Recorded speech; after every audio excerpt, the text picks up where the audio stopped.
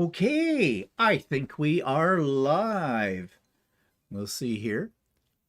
Just see who picking me up. I think Sue. Should be. It's Of course, when you have it turned down. see who picking me up. Okay, it's working. It looks like it's working fine. So I trust you can all see us and hear us and everything. And hello, everybody. And lots of people coming in. You see, you put booze in the title, and they just come. They flock like, fruit flies to a peach, kind of a thing. So Brenda's the first one here. There's a little Elkie right off the bat. She says, "Thank you. Enjoyed the pop-up soda yesterday." Well, I'm glad you did, Brenda. And Russ is here. Yo, Stephen, Walter, everyone, let's partay. Kim is here from Nova Scotia. Hi, Kim. And Barb is here, and Pace, and Charlotte, and Jen, and Marilyn, and Stephanie's here, and Sarah says hello. Well, hi, Sarah. Hi, Sarah. And Donna's here, and Judy is here. Philip is here. Hello, Stephen and Walter, everyone. Hope you all have a great weekend.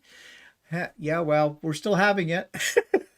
But in Australia, it's Monday morning, so yep.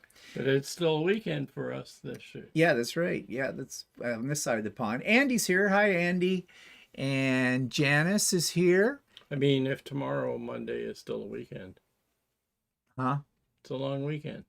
What? Oh, I forgot. Ours here is a long weekend. Yeah. Well, every weekend's a long weekend when you're retired. Yeah. And let's see. Who did I miss here? Janice. I think we said hello to Janice. Looks like Janice might have Dutch roots. Got a Dutch last name. Or a Dutch husband. Or Dutch husband. Could be either one. Pamela is here. Teresa is here. Karen B is here. Like, for a lot of you guys, we just saw you yesterday. But it's good to see you again. Philippa loves the topic today. Philippa, I knew you would. Sue's here. So day was great. My half-finished top is now a finished top, but that's still an unfinished quilt. Okay, well, it's getting there, though, eh? Jean is here from sunny California. Dubrovka is here from sunny Timmins. And Branka Beslick Tarini. I'm sorry if I've said your name wrong. I don't know if I've ever seen you on here before on a live, but welcome. And Janet Lloyd is here. It's a beautiful day, she says. And Mona, Balloonist 2002 is here as well. And Monkey Man, of course, is here from rainy New Hampshire. So everybody's coming in now, and we'll see what other people that come in will greet them. But today is a little different edition. You can tell by the title of it. So what are we drinking right now? Well, Walter is having his beer. That's low carb beer. Yeah, very low carb beer. And I'm not having any beer because I'm going to be taste testing some vintage ice wines, and I really don't want to mix the two. And we're going to come to that. And one of the reasons I thought we would do this episode about wine is because I've been bashing the Americans lately about their wine, as if you didn't notice. And I don't change my opinion on that. I still think that American wines are crap. But you guys may want to fight me. Crap. It doesn't matter. Then I'm an expert. Then I should know crap, right? Just because I drink it out of a box. But anyways, I am sure there'll be a few people on here who will try to convince me otherwise, that American wine is garbage. Is not garbage. I don't know, whichever. But before we get to that, we're going to show you a few things, talk about some things coming up, and then get into it and just see who else joined us while I was going on here. Cynthia's here. Hi, Cynthia. Thanks for the thumbs up, Cynthia. Gloria is here. Faith is here. Oh, Faith got her electrical work done, and she's able to tell us that it's done, so I guess she didn't get electrocuted, Faith. Kay is here. Kay says, oh, my favorite, ads. I can't exit. Yeah, we can't do anything about that either, although occasionally something pops up on our screen and tells us an ad's about to come up, and we can sort of block it, but I'm not sure if it really does or not. So anyways, we know the drill with YouTube. YouTube. I mean, YouTube's, have you noticed lately too, when you're watching something on YouTube, the ads are getting longer. They used to be, 15 seconds and then you could skip them and things like that. Now you're getting ones that are almost a full minute and you can't skip through them. So, yeah, we know what YouTube is doing. They want you all to buy a subscription so you'll be ad free. Yeah, and then I wouldn't doubt eventually too many people buy a subscription. They'll start sticking ads in anyway. Oh, yeah. Yeah, they will. Like Amazon. I mean, if you have Amazon Prime and their television, well, when you go to watch a show on Amazon now, you get an ad.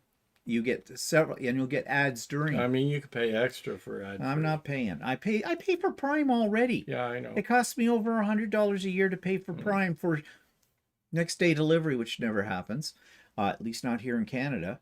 But anyways, Teresa says, I'm a wimp. I pay for Facebook Premium. Okay, but this isn't Facebook. This isn't Facebook. Yeah. So what? Does Facebook have a paid one too?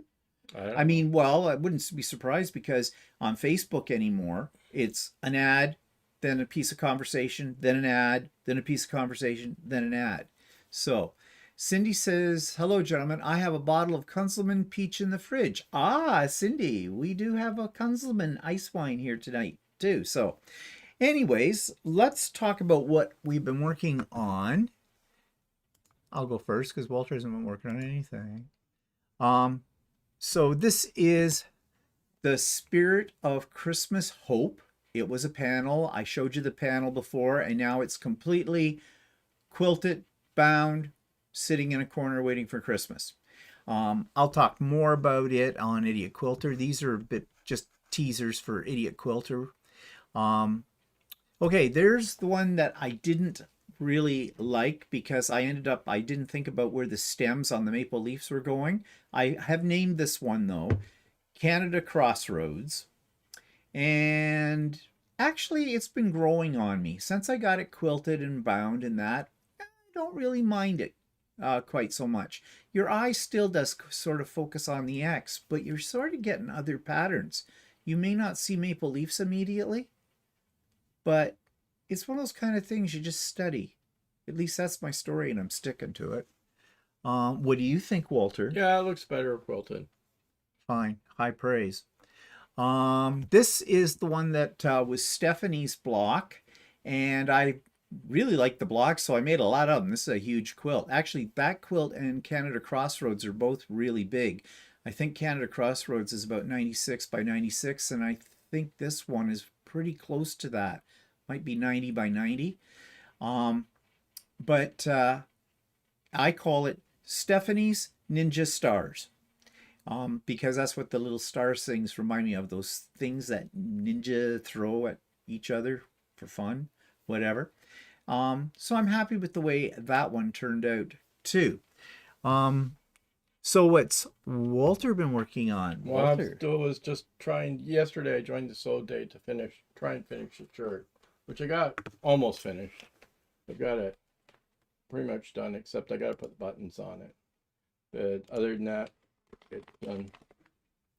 It's coming along. And now when you hold it up again, just, do we have a color shift? Yesterday we had a color shift on your monitor. Yeah, I did, yeah. This is a little better. Actually, technically, I put the pocket on too. So this is a little bit more true to the real colors that are here. There's teals, purples, blues, whites, pinkish shades. Yeah, and they're sort of like butterfly wings. Yeah, they are. Well, they're not sort of, they are. Yeah. With it. It's going to look gorgeous on me, and it'll bring out the blue in my eyes as well. Let's see here. Cindy's here, yeah, and Cases, yeah, greedy corporations, yeah, with the ads, of course. Oh, yeah, Teresa meant YouTube Premium. Yeah, that's what we kind of thought. Charlotte was gifted a YouTube subscription. And Jeannie's here. Hi, Jeannie. Barb says, Stephen, it's lovely. Oh, which the quilts, I guess. Lewis is here. Hi, Lewis. Gina from Texas is here. Milk Glass 47. I'm not sure who Milk Glass 47 is, but welcome from Atlanta. Um, yeah, I thought of that, Kay. I could have, but now I've got it all quilted, and yeah, I'm not going to bother. It is what it is. Um, Mary's here. Um, who else? Do we miss anybody? Charlotte likes the shirt you're making. Um, Stephanie says, love what you did with the ninja stars. Thank you. Quilt Squirrel's here. Love the color. Nice job. Everybody's loving the shirt. And Colleen's here. Hi, Colleen. Okay. So that's what we've been working on. Now some announcements. All right. So this Wednesday, as usual, sewing with Stephanie and Stephen, but it's not quite the usual because we will be down one person, and that's Stephanie. So there'll probably be nobody show up for it because it's just me on that day. But Stephanie is off to a retreat at, I believe it's called Stitch in Heaven in Texas, I think, Stephanie. That's where you're going, right? If not, you can correct me. But so I'm on my lonesome to run it, so be gentle with me that day. And that's coming up. And we had Pop-Up Sew Day on Saturday, yesterday, and at about, I think at the height we had about close to 30, maybe, I think, at one point in time. Might have been a little less than that. You know, it's summertime, people are out having a good time. It's also the long weekend for us here in most of the provinces of Canada. I think each province calls it something different. Yeah, Ontario calls it Civic Holiday, but then they changed. Well, actually, we call it to Lord Simcoe Day. Oh, now they call it. Yeah, now that. But yeah, we used to call it the Civic Holiday weekend. So, but so that, you know, keeps people away. And I'm not sure, the weather was weird all over the place. People were losing their connection in some places, storms, things like that. Here it wasn't too bad, everything. No, but today it's hot and sunny. Yeah, hot and sunny. But yeah, so that's what that happened on Saturday. And let's see who just came in. M's here. Hi, Em. Yeah, Stephanie says it is at Stitch in Heaven in Texas, and she says she's going to try to pop in during our sew day to say hi. So that'll be nice. And yeah, so problems. Had a few. First of all, I don't think I mentioned this last week, but guess what? We're having a problem with our transom window again. The one that we had the problem with back last year and had it finally replaced. It took forever. Well, same problems popping up in it again where we're getting moisture in between the layers of glass. So the guys from the company came out, did their measurements and everything, and heaven only knows when we'll see the new window. I wish they'd just get it right. It isn't as bad as it was the first one, first time, but we paid a lot of money for that. Yeah, I know. So, you know, and they do have a guarantee. So, yeah. So who knows when they'll put that in? Just one thing after another. Luckily, the day, it doesn't do it every day, but luckily the day that the guy came to measure, it was fogging up inside. Oh, yeah? Yeah. So, and he was checking it. And I said, no, it's inside. Yeah. Yeah, we know. We sent them pictures of it and the whole bit. So, anyways, one thing I just wanted to do here, because I forgot to load something up that I need in a moment. There we go. Okay. Okay. So today our topic is wine. And as I said, I've been bashing the Americans about them having crappy wine. I'm not taking it back. I'm not taking it back. And even if it is that I drink cheap shit and out of a box, okay? What I've been drinking out of the box that's Canadian is better than the stuff I had in the States. Now, there may be places in the States, and I know, and someone's going to bring up Napa Valley, for sure. We've been to Napa Valley, and it's not horrible, what we tried there. I mean, there are selections that aren't bad. No. But I don't know. Yeah, well, I know you're always knocking. There are selections that aren't bad. You're always knocking. Name one. Wines. we tend to be loyal to our Canadian wines. Yeah, but name one. I don't know. Yeah, see? So I said it was really memorable, wasn't it? So maybe that's a good thing. I mean, we don't remember it because it was really great, but we don't remember it because it was really bad. Well, we so tend not to drink it, and unless you're on a cruise, and then you're kind of forced to drink it. Yeah. But anyways, yeah, we're not really we're not fine connoisseurs of wine, okay? We just know what we like and what we don't like, and but you know, you're not going to find us going around and going mmm. Let's see, lemon. Actually, well, cherry. we went on that wine cruise one time where it was yeah, and we stopped in France and in Spain. and in Portugal, and we found Spanish wines to be the nicest. Yeah, actually, which was surprising because we don't. French wines are way overpriced. Oh, way overpriced and really not. Everybody has this idea because I think the French have forced it down our throats saying that French wines are excellent. Always. And the wines no. we had in Italy were okay. Yeah. They especially the one that we stopped at that place that had the black chicken. Oh well, the reason that one was so good is because they got us completely pie-eyed. We were on a gay cruise for that one, and we did an optional excursion to a vineyard in somewhere in Italy. Was it Tuscany? It was in Tuscany. It was Tuscany, and just it was supposed to be for lunch. They didn't say it was a wine tasting. No, that's right. And then when it was a wine tasting, and or no, it didn't say it was wine tasting. They took us to this lunch. When they gave us lunch, but then they also made it into a wine tasting, and the place was trying to obviously sell their wines. Oh yeah, and they did very well, I can tell you, because the wine was flowing. I don't know how many different wines we tasted. They kept giving us a different taste of wine, but it was almost like half a glass.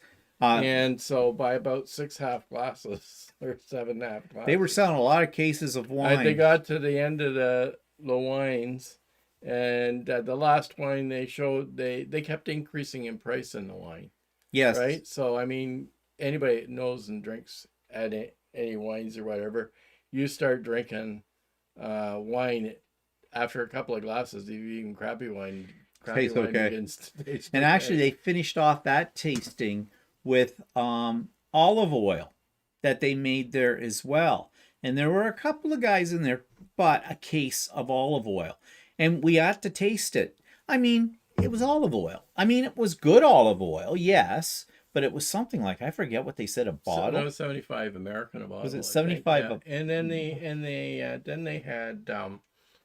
had their last bottle of wine, which actually tasted really good, but we already had about 6 half glasses of other wine, and it was 120 euros a bottle. Yeah. Which is that's like $200 a bottle, American. So yeah. And one guy bought a case, and he says, "Oh, I'll get it home, and it'll taste like crap." And one thing that spared us on it from buying any wines, like these people, this place would ship the wine to you.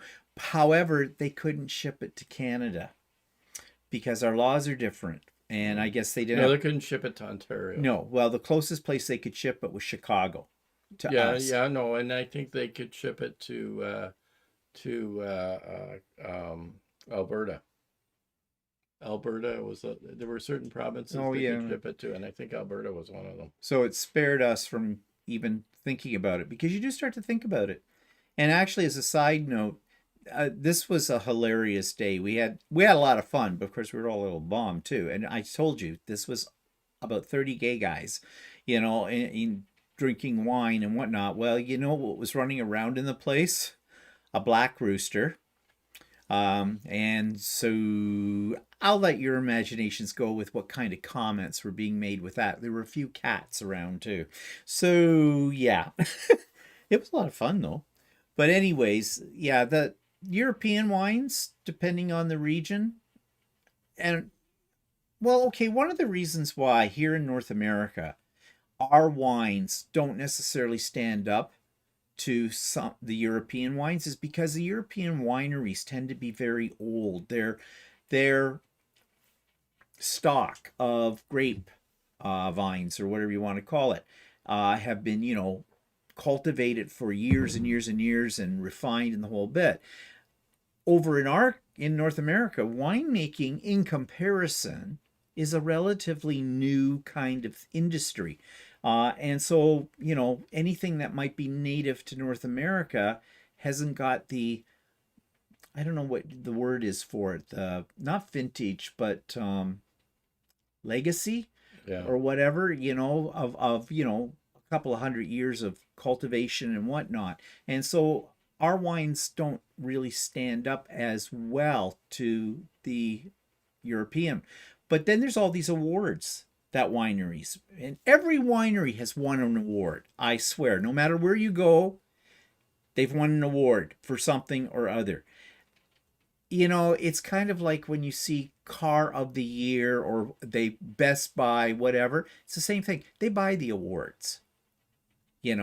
They wine dine the judges and they buy the awards, kind of a thing. So you can't really put a lot of faith into, this is a prize winning wine.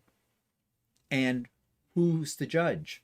It's not like it's a one group, that's internationally recognized. They come from all over. It's like Michelin stars, for restaurants.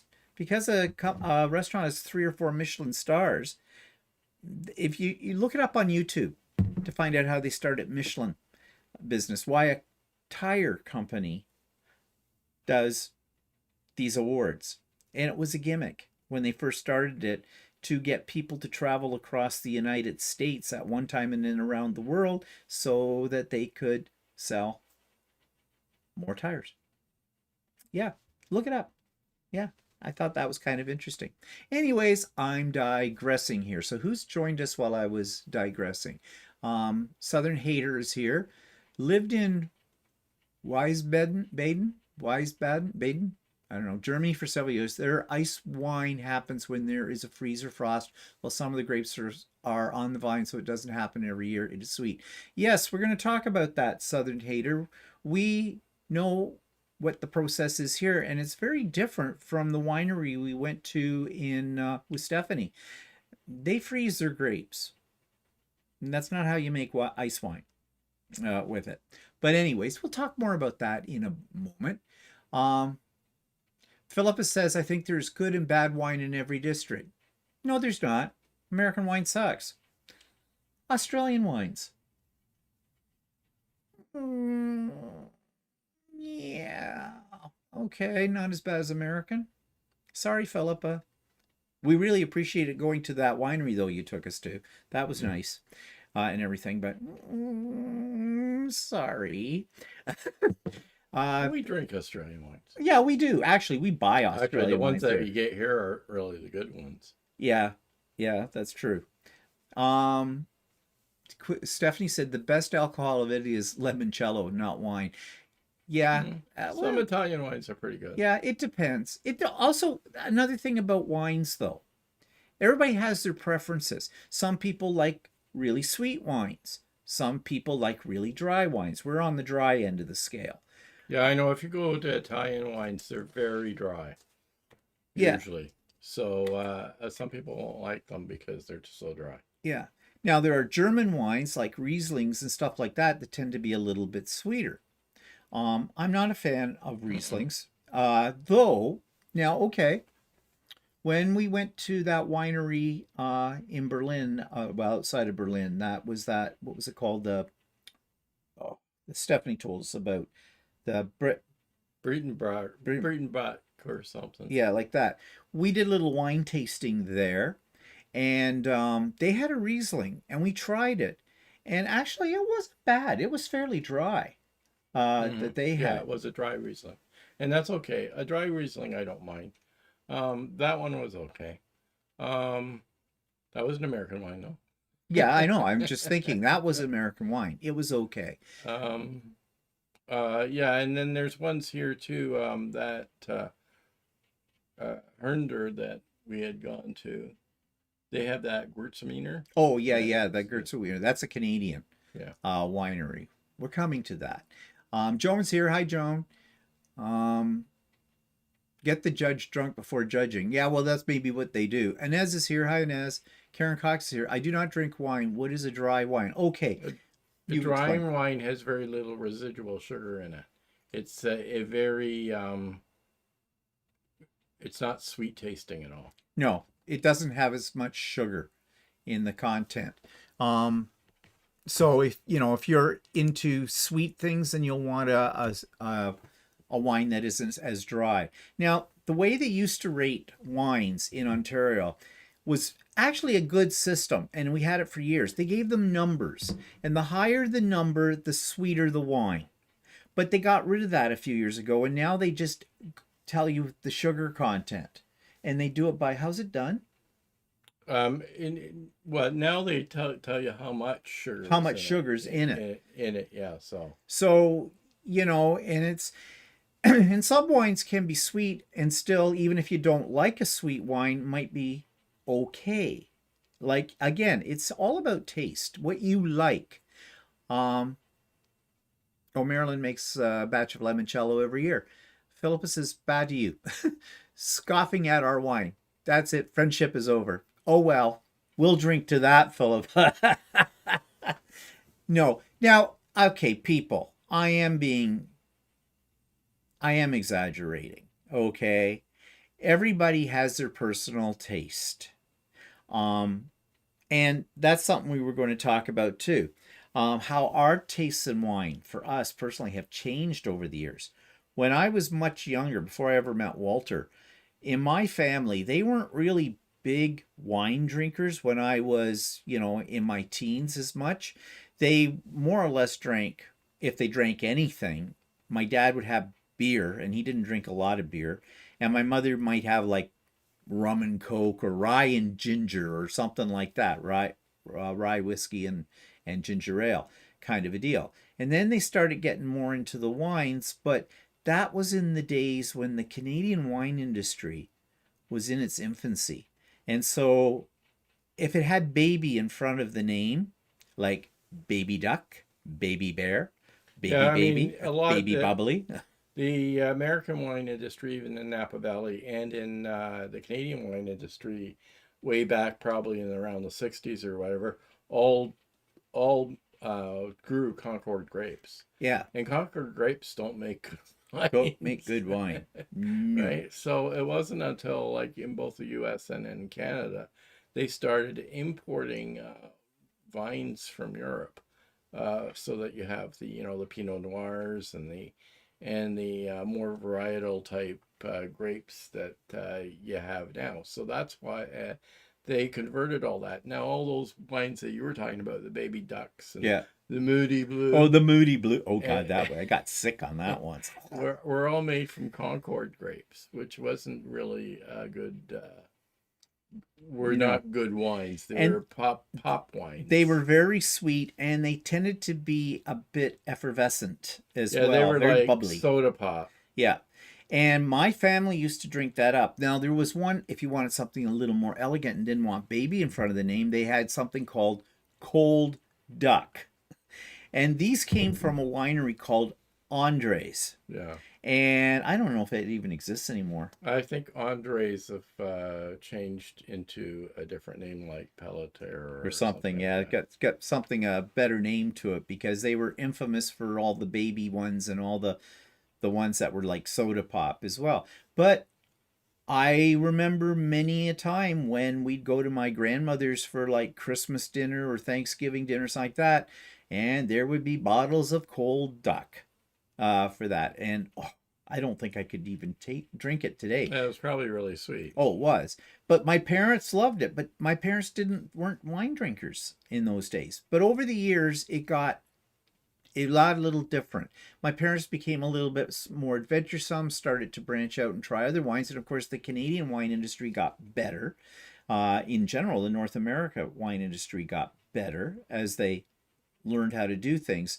So my parents went for drier wines as well. Now, I always used to drink red wine when I was younger. I didn't. Except when we met, you were drinking wine. Was I drinking white? You had a bottle of Cressman. Oh, that's right. Oh, I forgot about Blue Nun. Mm-hmm. Blue Nun and Cressman. That was a thing. too. They were kind of on the sweet side, but they weren't No, like the babies. Cressman wasn't too bad, but the Well, Blue Nun was they were sweet. still whatever with it. What were you drinking when I met you? Cressman. Oh, yeah. We used to buy big bottles of Cressman all the time. Can you still get Cressman? I think you can. Oh, I don't think I want any of it. Um, but then I'd start going to Reds. But in my family, when my parents first started drink, if they had red wine, they always drank white wine when they started out, because red wine was traditionally served at room temperature, and my father and my mother hated warm wine. So if they had red wine, you had to chill it. And I was the same way because that's all I knew. Well, today, serving it at room temperature is just fine with me for a red wine. However, having said that, if you want to chill your red wine, there's nothing wrong with that. Okay? Now, that's where you get the wine snobs that come in and say, you can't serve it that way. It has to be the perfect temperature and all this kind of stuff. You can have it any way you want it. You bought it. You can drink it the way you want it. And more people I have noticed are chilling red wines again, especially maybe in the summertime or whatever. So it's all up to personal taste, and your tastes change over the years. Ours certainly have. Cindy says we had Boone's Farm, Thunderbird, and Zapple when I was a teen. One proves to have formaldehyde in it. Well, keeps you well pickled, wouldn't it? But I remember Boone's Farm. Boone's Farm strawberry wine. I think we could get that in Canada. I don't recall. I don't think so. Maybe I tried it in the States. I don't know. We had something though that was kind of the equivalent. Didn't we have the light and easy? Yeah, that's what I was going to say. Cider? It was nice and easy or something. Or no, light and easy, which were sparkling ciders. My mother used to like that. Oh, that was gross. That stuff was so sickly sweet. Well, that's almost like the ciders that they sell nowadays. Yeah, we're not cider people, hard cider people. Thunderbird, heard about it, never had it. And Zapple, I've never heard of Zapple. I think I've heard of Zapple. Oh, yeah? Barb says Baby Duck was the first wine she tasted. It had a cute label. Yeah, true. Jackie's here. Hi, Jackie. My parents, Jackie says, would drink Boone's Farm. Dad would have a pinch bottle of scotch at Christmas. Always lasted all year. Pinch bottle. Is that a small bottle? Is that a small bottle, like what we would call a Mickey? A little one or something? I've never heard the expression pinch bottle. But anyways, yeah, your tastes do change. Now, health. Every so often, they come out and say that wine is good for your health or wine's carcinogenic, one or the other. And I found an article talking about the health benefits of drinking wine. Now, of course, this goes to without saying that it's supposed to be in moderation. But they change this all the time. And I was just looking down, like the WHO, the World Health Organization says, don't drink, period. Okay, so there's a doctor's point of view. Of course, we know doctors drink like sieves and smoke cigarettes and oh yeah, all the bad doctors stuff. smoke like crazy. Now, what they talk about here, most of the stuff they're talking about here is red wine. And they said in this study that the reason they're talking about red wine so much is because there's been more studies on red wine than there have been on white wine. So antioxidants are supposed to be in the grapes that the wine's made from, and that's supposed to be good for you. They say red wine grapes are higher. Showing that on the screen? Oh, sorry. No, it wasn't. Yeah, there we go. There's the article. They say that red wine has higher antioxidants in it than white grape varieties. And they're always saying it may increase your blood antioxidant levels to a greater extent than drinking wine, but they qualify all of this. They say it might not. They don't know. And then they talk about the Mediterranean diet and red wine in that. And, the red Mediterranean diet is supposed to be really good for us. And, I mean, if you go over to the Mediterranean, well, everybody's drinking wine, red wine. It's just the thing to do. So who knows? It says it combats inflammation. May benefit heart health. but they also say that it might not. So who knows about that one way and another. They also talked about how many glasses a day you can have. The ladies are supposed to have no more than 1 glass of wine a day, and gentlemen can have no more than 2 glasses a day. Uh, okay, they don't say what size glass. I only have 1 glass of wine a day. Glass is this big. Yeah. Actually, I have cut down on the wine I drink these days. I don't usually have wine during the week, and I'll have it on like maybe on the weekend, but I usually only have about 1 glass. I don't know, something about my system just says, I don't want any more. Maybe it's because we're drinking out of a box. Maybe I'm drinking bad stuff. It says it may benefit mental health. An occasional glass of wine may reduce the risk of depression. Well, yeah, you're drunk. Hey, I'm happy. But okay, is alcohol a depressant or a stimulant? I think it's, I'm not sure. I think it was a depressant. I thought it was a depressant, so that would fit with depression. May promote longevity. Studies have found that drinking moderate amounts of wine as part of a healthy diet is linked with increased longevity. Well, if you're pickled, you'll last longer, I suppose. May promote healthy gut bacteria. What type of wine is most beneficial? Well, this is where they said that unfortunately, more research on white wine is needed. They say that most of these are looking at red wine. So who knows? Potential downsides. Excessive alcohol intake can be harmful. Yeah, you think? Duh.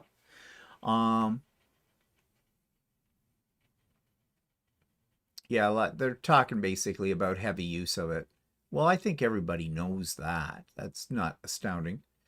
Should you drink wine for your health? Well, the World Health Organization says no, it's not a health food. Others say it can't hurt. This is where they had the thing I said, 1 glass for women, 2 glasses for men. The regime is part of a Mediterranean diet and has been associated with beneficial health outcomes and disease prevention. So yeah, bottom line. Basically, it says some chemicals in wine provide antioxidants, may promote longevity, can help protect against heart disease and harmful inflammation, among other benefits. But it says, however, it's important to remember that drinking wine is not healthy for everyone, nor is it necessary. You can reap the same benefits by consuming a healthy diet. So they don't say. They don't know. So is it bad to have Chick-fil-A with your wine? I don't know. I don't know. But yeah, so nobody really knows, right? Let's see. This generated some conversation.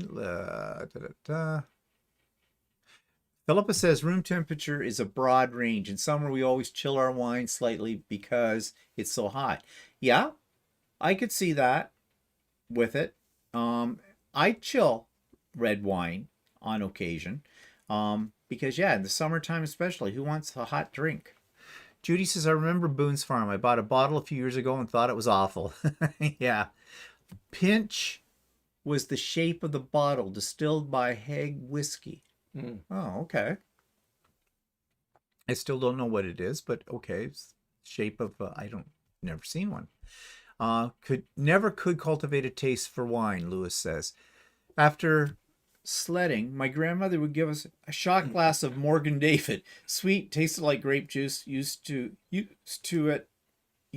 to warm us up. Oh, your grandmother was a little pusher on the booze, eh? And make you sleep. Yeah, maybe that was it. Oh, put them out. Barb remembers having a sip of Morgan David in a tiny little glass as a kid.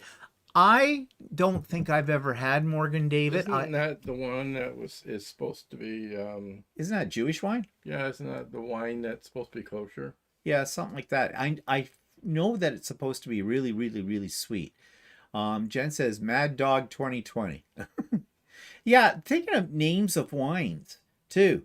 They get you here in Ontario, anyways, but other places they give them cute names like. One that we used to drink when it first came out, and I think the only reason we drank it was because of the name. It was called Fat Bastard. That.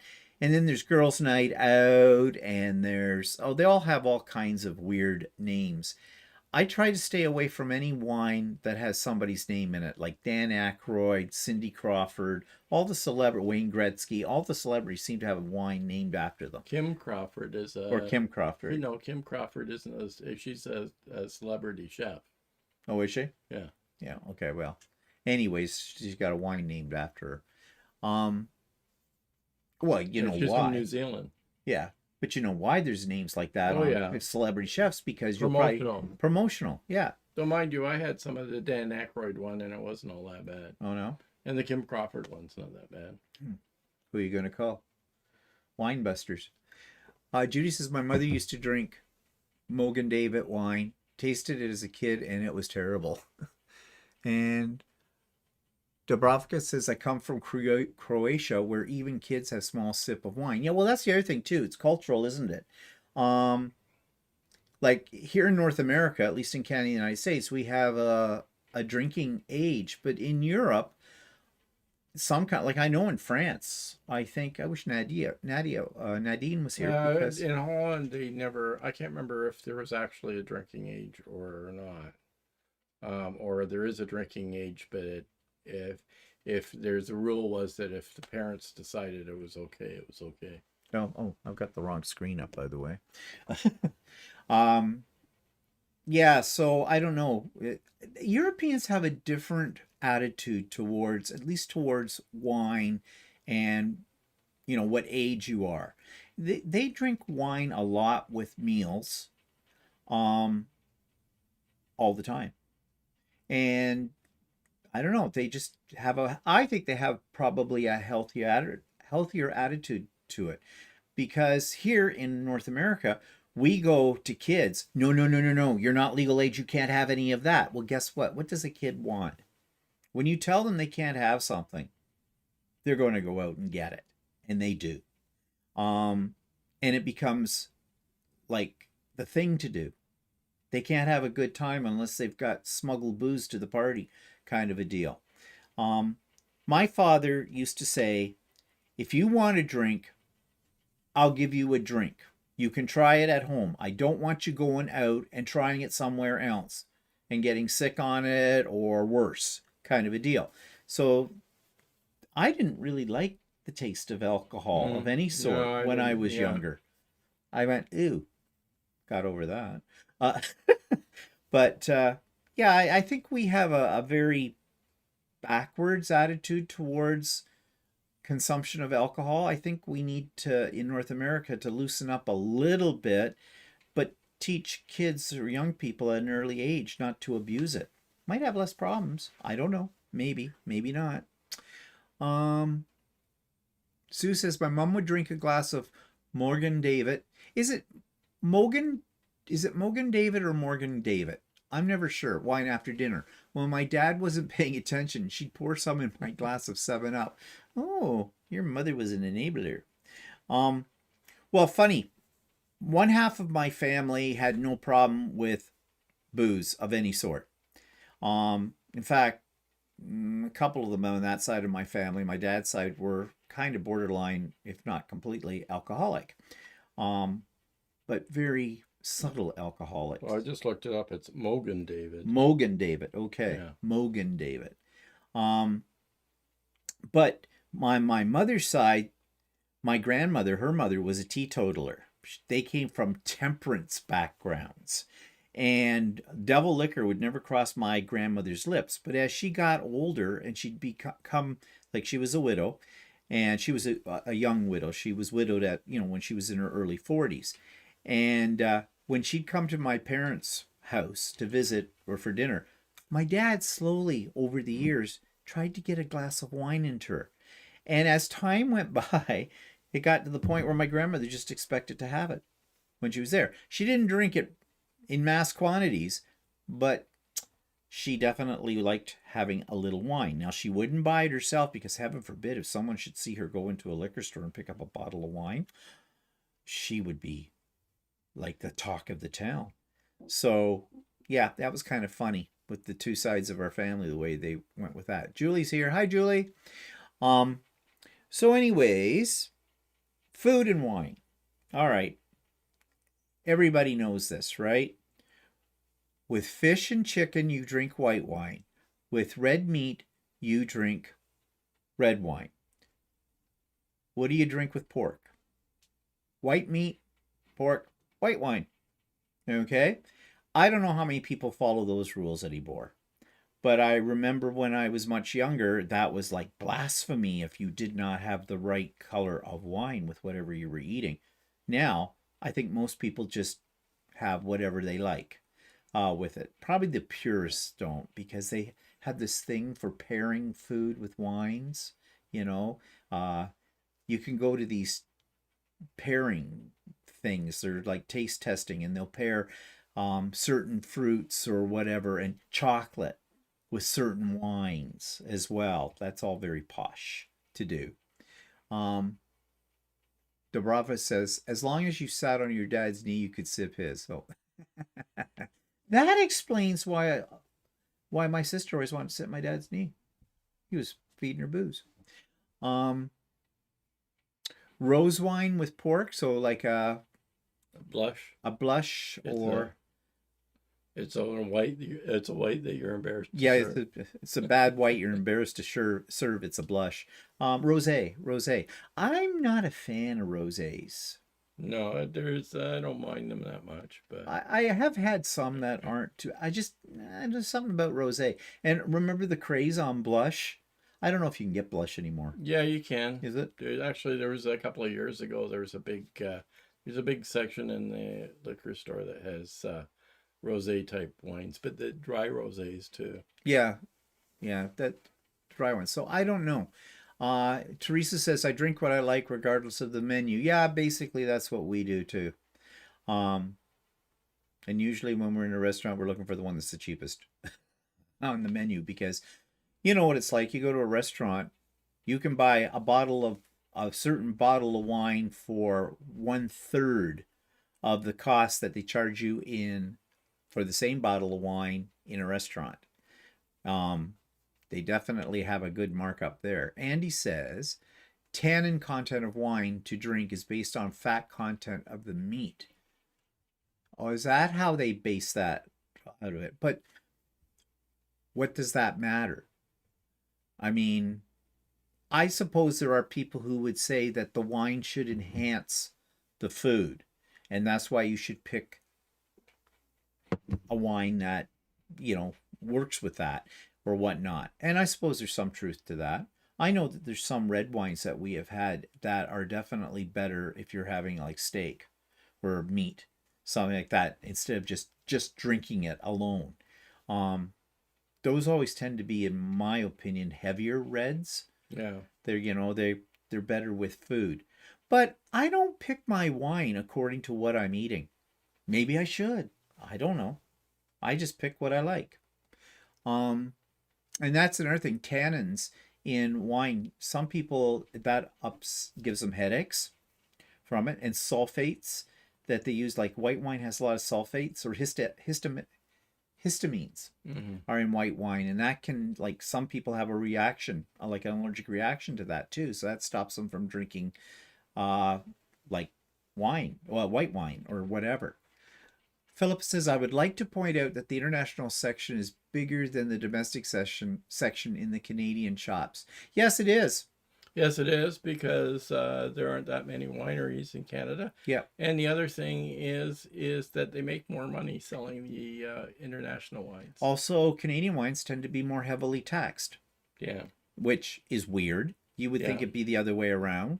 But no, the Canadian wines are more heavily taxed in Canada. So, if you want a cheap wine and you're in a Canadian liquor store, don't necessarily buy Canadian wine. Go to the Australian section or the French section or the Spanish section.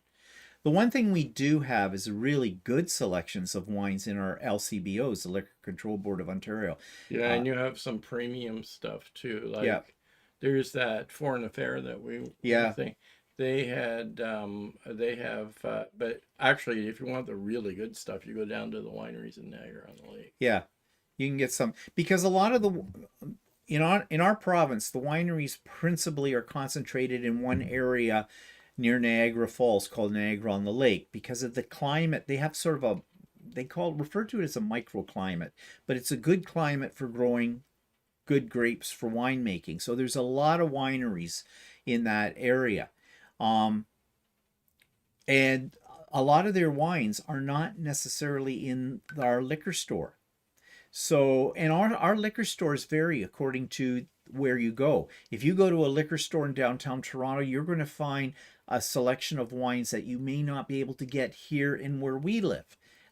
They're kind of geared towards the population, what they think will and what sell. sells in an area. So, and some of these wineries like that are in the Niagara on Lake only produce a certain amount of wine.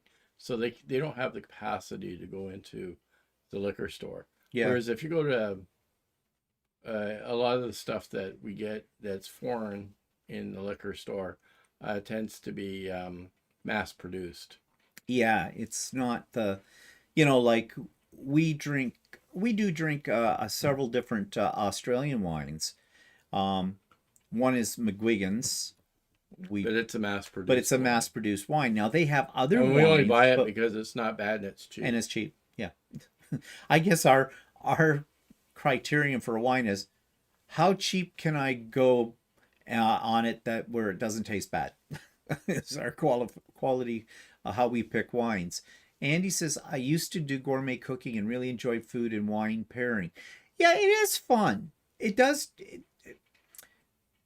We've been to things where the wine's been paired with different foods and stuff, and it does change how the wine tastes and how the food tastes. And yeah, it can be lots of fun with it, but I never remember afterwards what the heck you should be having with this or that either. Oh, Jeannie's here. Hi, Jeannie. So yeah, Dubrovka says, do you like Caesars? Well, they're not wine, but yeah, we like Caesars. Yep. Caesars is actually a Canadian invention. Americans didn't have it for the longest time, but I believe you can get it now because we have something called Clamato juice, which is what it says. It's made with clams and tomato juice kind of a thing, which kind of, when I think about it, sounds disgusting because I don't like clams. But no, but I like okay. Clamato. Clamato's okay. Yeah. And they didn't have it in the States, but they have it now in the States. So when years ago when we go to the States and I'd order a Caesar in a restaurant, they'd look at me and I go, oh yeah, Bloody Mary, please. Because a Bloody Mary is close. It's not exactly the same. Quite. It's a slightly different taste to it. But yeah, we have Caesars. So anyways, speaking of cheap wines, when we were in Berlin, Ohio, we went to the Walmart to get some wine. And that particular Walmart, it was actually in Millersburg, where we went. Very little wine to choose from. Yeah. And so we thought we'd take a chance. Walmart had their own brand of wine. It was called Oak Leaf. Yeah, or something like that. It's cheap. Yeah, it was like $9 and something. No, $4.99 a bottle. Was it $4.99? Yeah. Was it that cheap? Yeah. Holy crap. That should have been our first. Bad. That should have been our first clue. We bought a bottle of white and a bottle of red. Actually, we got a couple of bottles. We have the bottle of white upstairs still. Don't know well when you're desperate. Yeah, it was pretty bad. Don't recommend it at all. We didn't have much else to choose from. We stopped in another Walmart where near Stephanie lives and picked up a couple of bottles of New Zealand wine, which isn't bad. Yeah. But Oyster Bay, I think. Oyster Bay, yeah. We've had that before. Yeah. Oyster Bay. But yeah, don't recommend the Walmart brand. Not good with it. There was another one when we used to go down to the States. We would buy it because it was in a box and it was Franzia. Franzia. I did read something before we went down about Franzia. I was trying to find out. At one point in time, I read something about them just sort of like fortifying it with alcohol. If it didn't have alcohol. Or antifreeze. Yeah, well, actually, a lot of the boxed wines, the cheap boxed wines in the U.S., I have traces of arsenic in it. Oh, good to know. Yeah, dying for a drink, literally. Yeah. Kay says a UK professor, David Nutt, wrote an interesting book, The Science of Alcohol and Your Health. Okay, but do we trust somebody with the last name Nutt with it?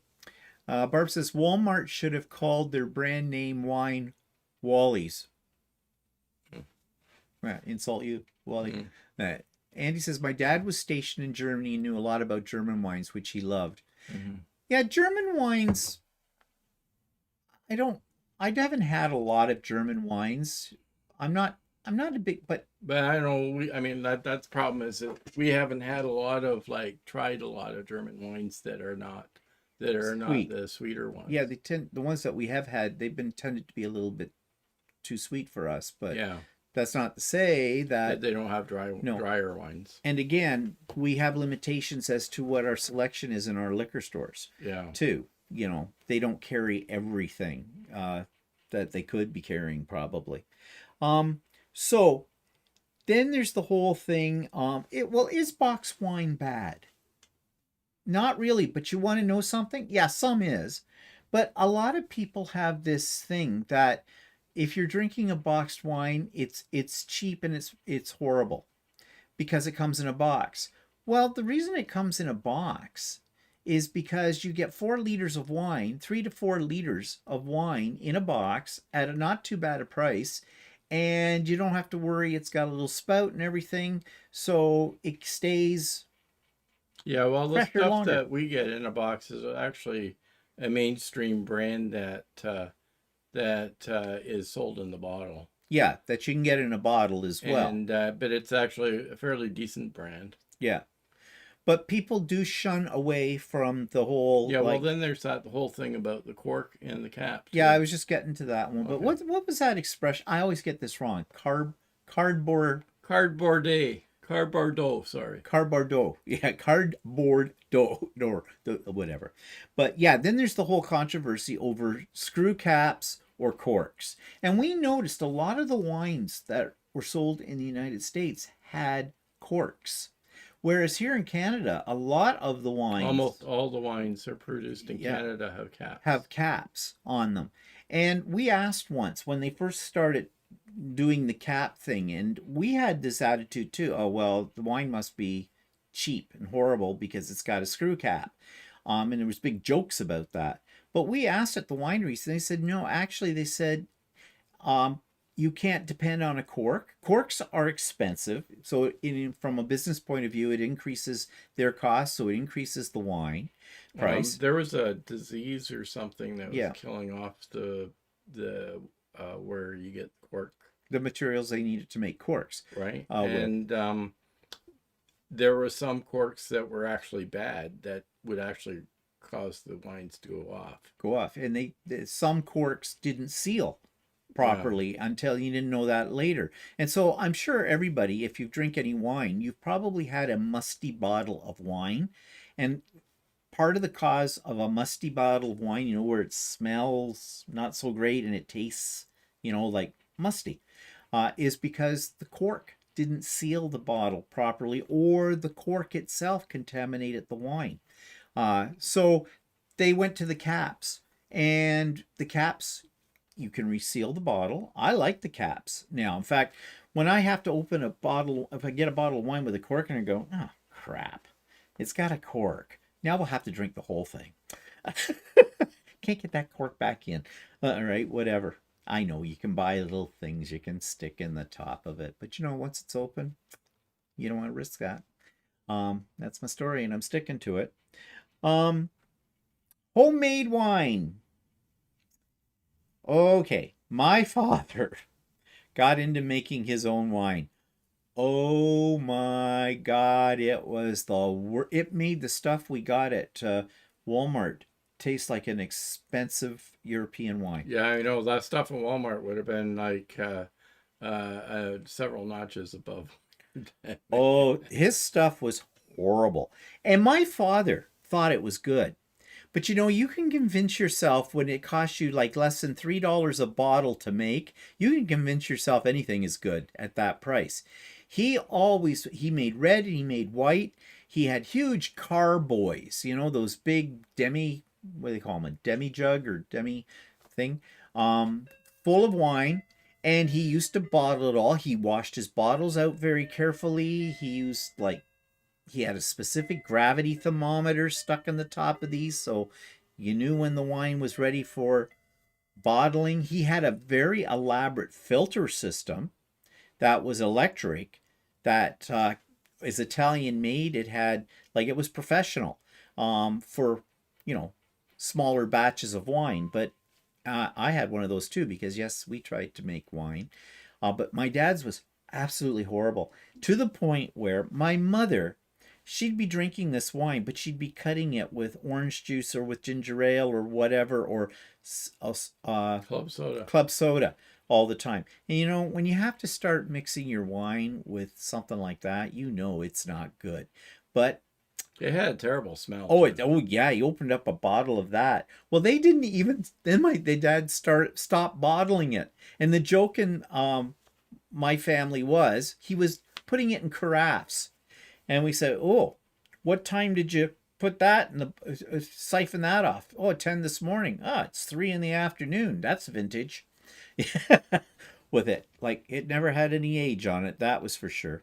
And then I started making wine. Yeah, guess what? We thought it was better than my father's. Again, when I you said we're better off buying inexpensive wine than making than making it, yeah.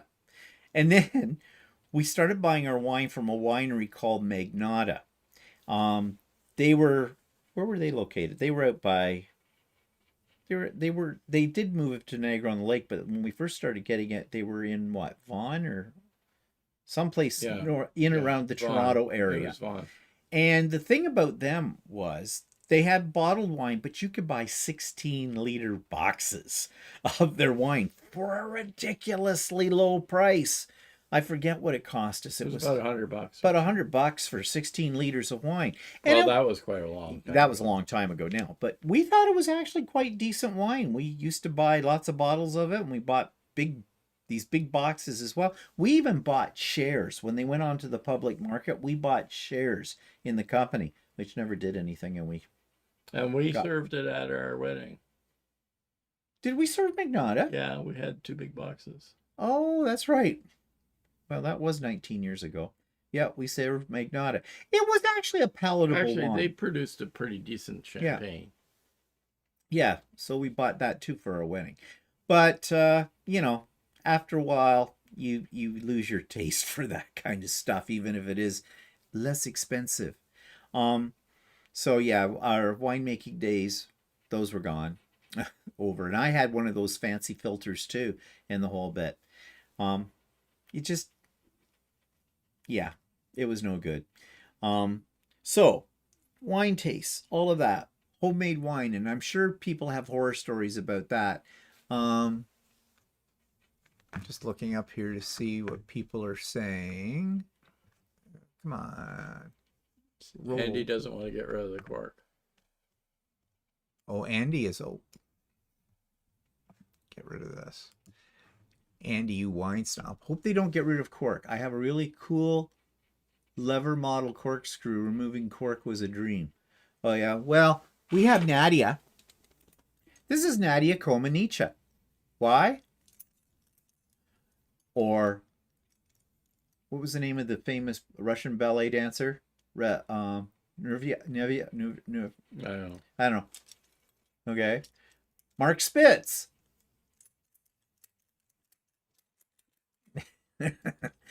Any gymnast. You have hours of fun playing with your corkscrew, and it gets more funny if you've had more to drink. We've had other corkscrews, Yeah. like plunge ones and stuff like that. Yeah, once it used a CO2 canister and blew Yeah. the cork out. They were dangerous. Yeah, they could break your bottle. We actually still have an industrial strength wine bottle cork thing. It's on a big stand and big lever, and you put your wine bottle in, you push it down, pull it up, kind of a deal. But no, I stay away from corked bottles of wine if I can. Just seeing what people. Musty is better than a spider. Oh yeah, yeah. You guys probably have heard us tell the story when we went to Dahlonega, Georgia retreat with Stephanie. Stephanie's retreat last Christmas, and Stephanie had a bottle of white wine.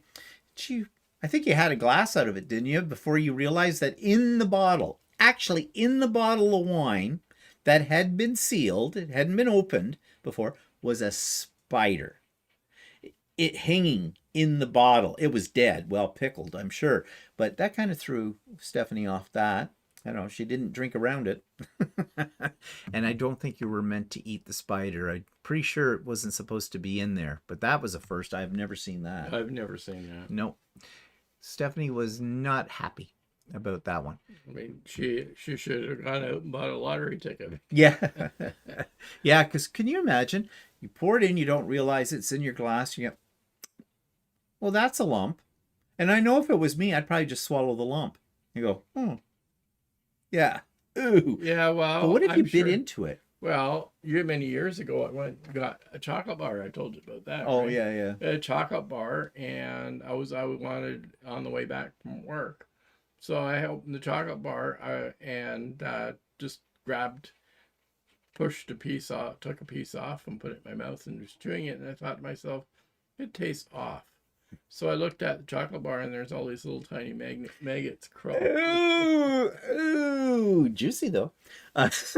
Ooh, gross. Teresa says not wine, but my favorite liqueur is Prunelle du Bourgogne. But in Canada, you can only get it in Quebec. When I go to Ottawa, I pop over into Quebec, and I'm sure I get stares when I load up. What's the flavor of that one? Yeah, what's it supposed to Sounds taste like? It's got prunes in it. Oh, maybe. Keeps you regular. Oh yeah, Branka says that her father made wine also. Yeah, I think it's a thing that fathers at a certain age do. Yeah. That or beer. Jen says, my mother made some good wines, but her dandelion wine, cherry wines were ghastly. Okay, I have this thing against any wine that is not made with grapes. We have a couple of places not that far from us that make fruit wines.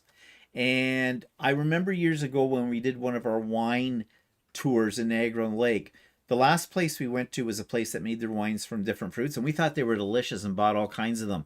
Then we sobered up.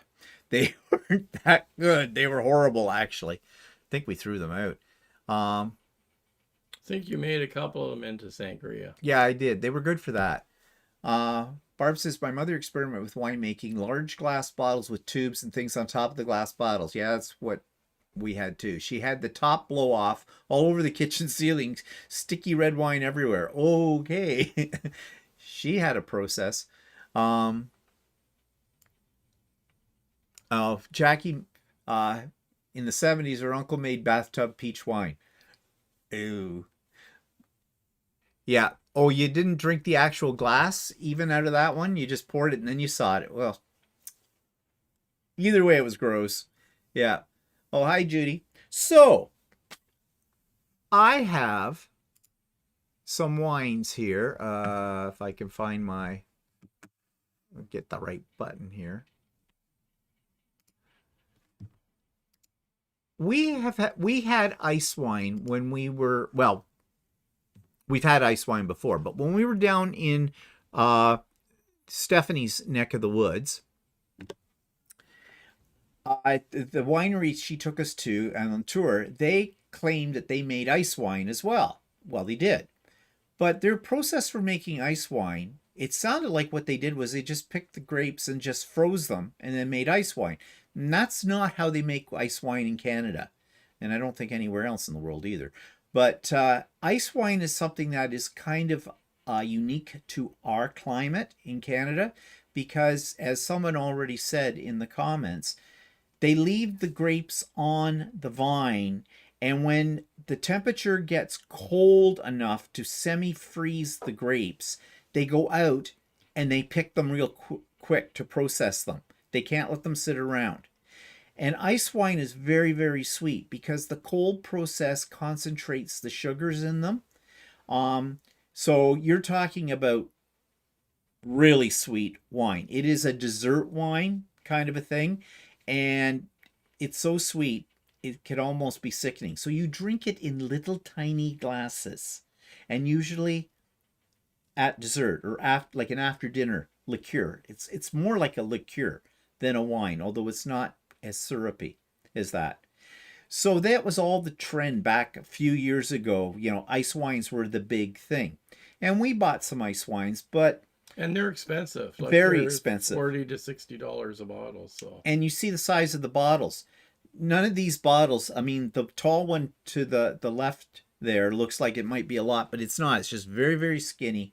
And it holds 375 milliliters, and that's usually what most of them are. 375 milliliters is a quarter. no, it's a half a Is, standard bottle. is it half? Oh, yeah. A standard bottle is 750. I was thinking of a liter bottle. Yeah, so it's a half bottle, and usually they range anywhere from, well, I haven't priced in a long time. Well, the ones that we had were around, these ones that we have are around $40 to $60. $60 a bottle, but you could pay a lot more than that depending on who made it.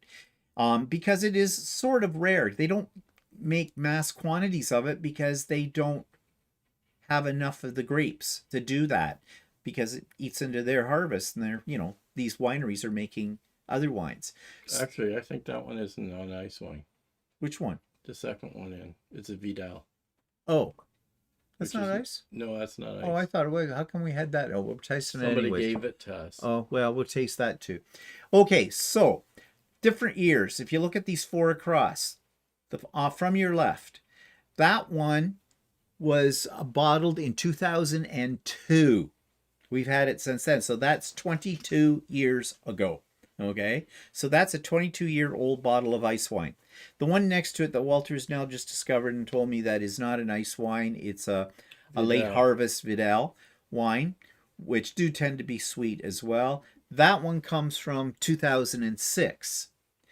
The one next to it is Kunzelman. Kunzelman is a winery we used to buy a lot of wine from when we went to Niagara on the Lake. We really liked Kunzelman wines, and I noticed somebody else mentioned having Kunzelman ice wine as well.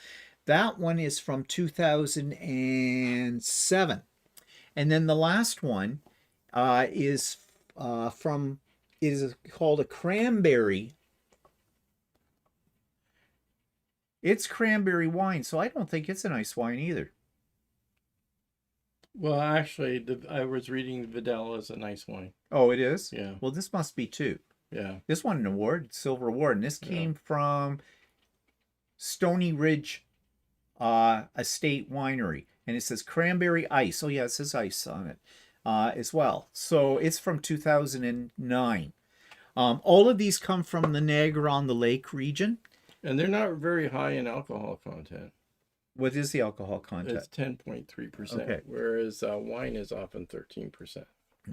So, yeah, but they're very, very sweet. So these we have never uncorked before until just before we went to air. I uncorked them. We've had them sitting in a wine fridge for, well, since 2002 for this one. Smell. Actually, it smells fine. Fruity. Yeah, it smells okay. The cork, these all had corks. I pulled the cork out. The cork, there's a slight hint of must on that cork for this one. Yeah. Slight on that. So now, Stephanie had some ice wine at that winery that I mentioned before, and they poured her a regular wine glass full. Okay, this is what you should drink your ice wine out of, and usually you only get, and I'm not going to pour any more than that because I'm tasting it, but you would get maybe half a glass that size of it if you were drinking it in a restaurant or something like that. She got a whole, and she did not drink it. Okay, she took it home. I don't know, did you ever drink it eventually, Stephanie, or did you throw it out?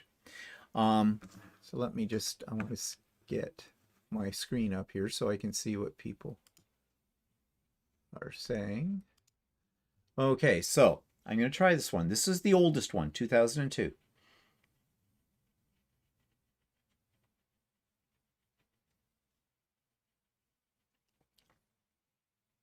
That's nice. That's very nice. Actually, it's not, it is sweet, but it's not sticky sweet. Actually, that's very nice. I like that. Yep, that one's good. So, it aged fine. No problem.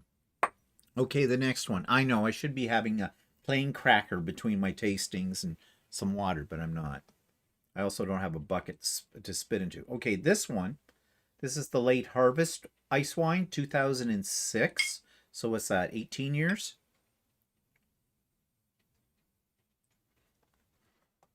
Now, how's it smell? No must or anything. It smells okay. Mm-hmm. The cork? Cork has absolutely no scent to it whatsoever. So here we go.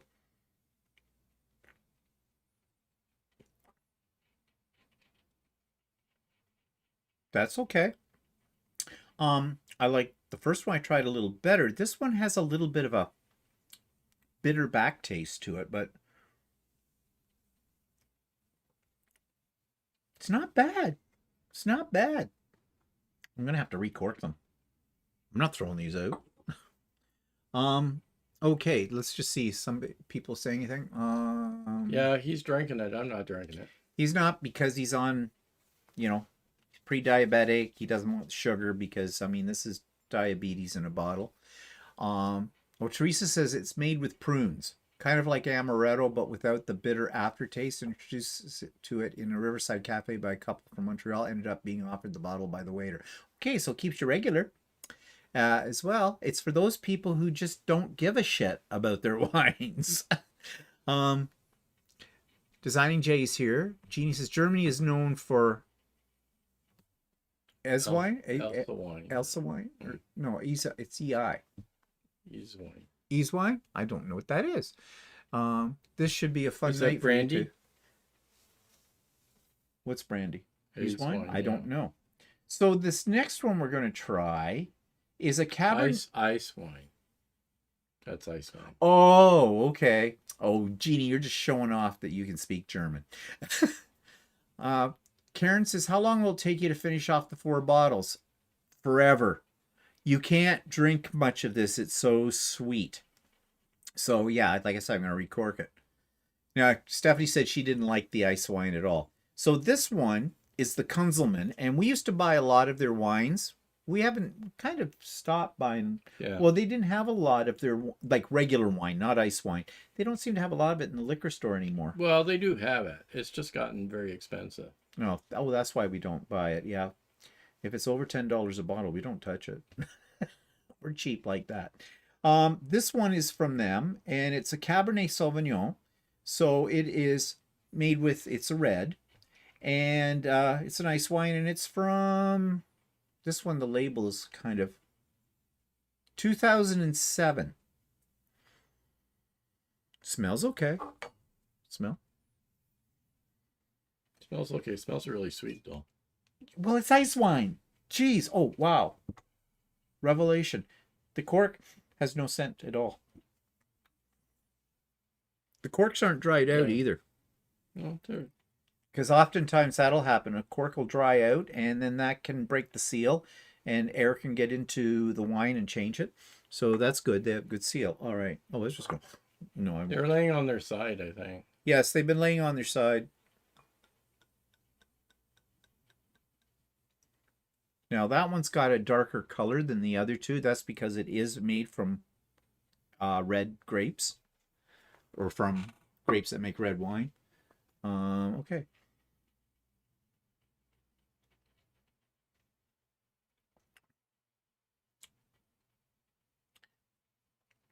This one's weird. At first, it almost tasted a little bit like a hint of cough medicine.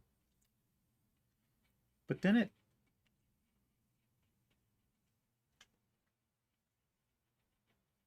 Very palatable. Nothing wrong with it. Oh, it burns. It burns a little bit. Okay. What's the alcohol content of that one? I don't know. 10.5. Yeah, what was the alcohol content? 10.3 on the other Hernder. And this one is 11. This one's the highest alcohol content so far. But that's still below what the average bottle of wine is, right?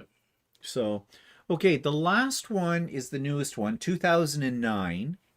It is the cranberry ice, they call it, from the Stony Ridge Estate Winery, Niagara-on-the-Lake. And it is an ice wine. And it's 8.5%.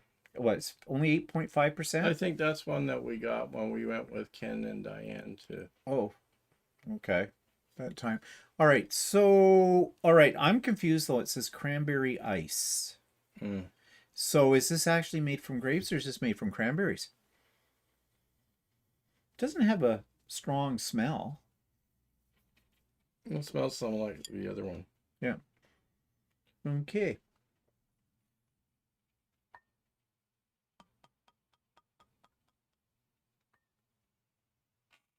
Oh, should try the cork. Cork hasn't any smell either to it. Okay, so here we go.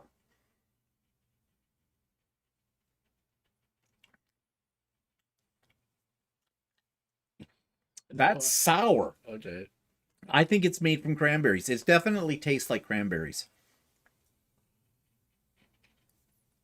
I think somebody gave us that one. Yeah. That might be just a plain wine. It says ice. Yeah. I don't know. It's not horrible, but I wasn't expecting that. It's definitely has that cranberry bitterness kind of thing to it. That one might be poured down the same. I don't know. I think it would be delicious on ice cream. But I don't know. I mean, 4 bottles of these ice wines represent about $200 or more. All right. More money down the drain. Vintage. I am we should have surprised. probably never bought them because we bought them in a whim at one Yes. point, and then they just sort of sat around because I was never really that fond of ice wine. No, Walter's not fond of anything that I might like. Yeah. Yeah, but you didn't know you've never opened them. Well, I wasn't going to drink a whole bottle of ice wine by Why myself not? because I'd probably throw up. Yeah. But yeah, I'll throw up on you. But anyways, yeah, so it's interesting to see these lasted. They're fine. Now, can I get them corked up again? That might not. They might not last they'll long go from there. bad then. Probably. Just looking here. Judy says, were they standing up when stored on their or on the? No, they were on their side. On their side. Judy says the look on your face cracked me up. Yeah, that last one was a little bit more of a shock from what the other 3 tasted like on it. So, anyways, there's ice wines, and ice wine is a fairly unique Canadian thing, unique to Canada. When we were in Australia, we were Well, they make them in Germany too. well, yeah, Yeah. they're on about the same level Yeah. of climate. It has to Yeah. do with the climate for it, the freeze. So I have never had a German ice wine. No, I don't think so. I don't know if we can even get that I don't know. here. I've never looked for it. You're going to have to brush your teeth with these bottles so they don't go to waste. Yeah, no. No, that's not going to happen. So, anyways, just as we finish up here today, a few comments that came because there were comments I expected a lot of hate mail from my rant about Americans on Monday on my vlog. And I found the comments very surprising. I didn't have one comment that said, you should die. You hate Americans. I don't hate Americans as individuals. I just hate the whole concept of Americans. But apparently, I am not alone. Even Americans hate Americans as a group. Because this one said, I laughed with your thoughts on Americans. We do think we are it. Laugh out loud. We are world famous for everything. I'm a Texan, and we are pretty much the same way. I visited England and Italy in March, and I was so happy to be home to my luxuries in life I'm accustomed to. We are very spoiled for sure. We take a lot for granted. A little thing like the lack of an ice machine is huge for me. I want my glass filled with ice with my Diet Coke. We get refills. Yes, a large tub size, please. Okay, glad I wasn't really saying anything that Americans didn't know from my observations. But yes, Americans love their ice. That's for sure. I never forget going to Europe on one of our trips, And there's two girls on our trip that were going, "Oh, we need some ice. We need some ice. We need some ice." So we went to a place that we stopped somewhere to get drinks, and the girl behind the counter, she said to the girl behind the counter, I want this drink with lots of ice in it, lots of ice." And she kept saying, and the girl kept saying, "Yeah, lots of ice, lots of ice." And so the girl poured the drink in without putting any ice in it, grasps the side of the container, and she says, "It's cold enough," and gave it to her with no ice. And that same couple of ladies in another place we were at, they got their drink, they asked for ice. So the waiter came over with one cube, put it in. But that's because in England, at that point in time, We went to an Italian restaurant just for a joke. When they knew that the individual was American, they'd give them a glass of water and put a giant bowl of ice beside it. Yeah, just to get their goat with it. I think things over there have changed since those days. That was a long time ago. And, especially in England, they didn't at that time really produce ice like we are used to producing ice in North America with our ice makers and everything, because that takes up electricity, and they pay for their electricity in a different way than we're used to over here. And it can be a bit expensive. So I think that's one of the reasons why they don't use as much ice as we're used to in North America, and Americans especially. Another one said, "Still watching the video, but so far your opinion on America is awesome. Love seeing other people's outtakes on different facades we have here. I see no disrespect in it whatsoever, so I hope you don't get any hate mail." These are just a sampling of some of what I got. I got so many people agreed with me, and they were all Americans. And I was surprised at that. And basically, I was saying a lot of those things tongue in cheek. I mean, there is some truth to it. But I mean, I was just doing it to be devil's advocate. I figured I was going to get a whole lot of nasty comments about it. Didn't. I didn't get one. And then this last one says, "Haha, well, yes, these things are true about Americans. You hit the tub of soda right. And so much fast food and buffets pass for me. The food is so bland and people eating it like it's a race. Ew." So, okay, we're not revealing anything that Americans didn't know about themselves already. So, really, yeah, whatever. But it's all done. We're doing it for fun. Okay, it's just tongue-in-cheek kind of a thing. So I hope nobody gets offended by it. I mean, go ahead. You pick on stereotypes of Canadians, eh? Sorry about that. So, anyways, hi, Katie. I think it is time to go because I need to get some food into me. I'm going to be half sloshed with all this ice wine that I just drank. And I got to figure out how to get the corks back in the bottle. That might be a trick. So anyways, something a little different today. Hope you enjoyed it. Hope you learned something. If there was anything to be learned, I don't know. And yeah, next week, watch for my vlog, watch for Idiot Quilter, watch for So Chatty as we continue our series on sergers and cover stitch machines. And of course, next Sunday, we'll be back on the air again, and who knows what we'll be talking about. So see everybody then. So have a good one. Bye for now. Bye for now.